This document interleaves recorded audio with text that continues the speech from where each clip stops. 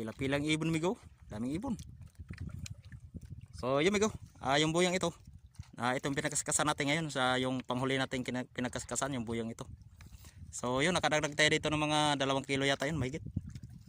So kanina, doon tayo kanina sa may bungol-bungol. Saka doon sa may lusa. Hindi tayo nakisda sa may lusa. Sa dating pinaglautan natin ng mga spot. Dito naman sa may bungol-bungol, nakaisda kagad tayo kaninang umaga. So pati yung buya na yun. Yun, kaya lang, malayo lang. Hindi hagip sa gadget natin. Medyo nakarami tayo sa buya na yun. At mga mahigit 15 kilos yung huli natin kaninang umaga. Saka yung buya na yan. Saka ito.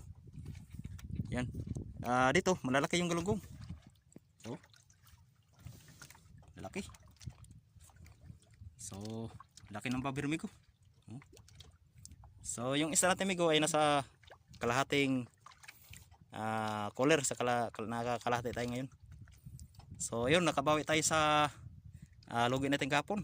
Kahapon, kakunti yung isda natin, mga buminta lang ng 500. Kaya lugi tayo kahapon. So, ngayon, nakabawi tayo. Bukas, balikan pa rin natin itong bukas itong buyang ito. Sa may, nandito pala tayo ngayon migo sa may laot ng Kandiwata, Samar. Yan. Yan lugar yan, Kandiwata yan. Yo, grabing init. Tirik na tirik yung araw. So, yan migo. Nag-iisa lang tayo dito na naghahanap buhay. So, wala tayong mga ibang kapitbahay.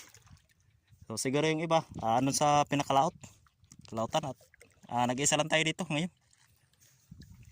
So, ayos. Buti na lang, nakaisda tayo. O, yan. Laki na ng galunggong migo. So, sana maubos itong isda na ito at matumal kasi yung bintahan ng isda sa amin ngayon migo at dagsa. Grabe ng huli sa mga pangulong, dami. So yun, sana maubos ito mamaya at makabili tayo ng 2 kilong bigas. At sana rin makabalik tayo dito sa pinaglautan natin bukas. Siyempre pala bigo, magandang hapon nga pala sa ating mga subscribers, sa ating mga viewers dyan at sa mga silent viewers. Yun, magandang hapon po sa inyo lahat. At maraming salamat po sa walang sawang suporta po ninyo sa ating YouTube channel.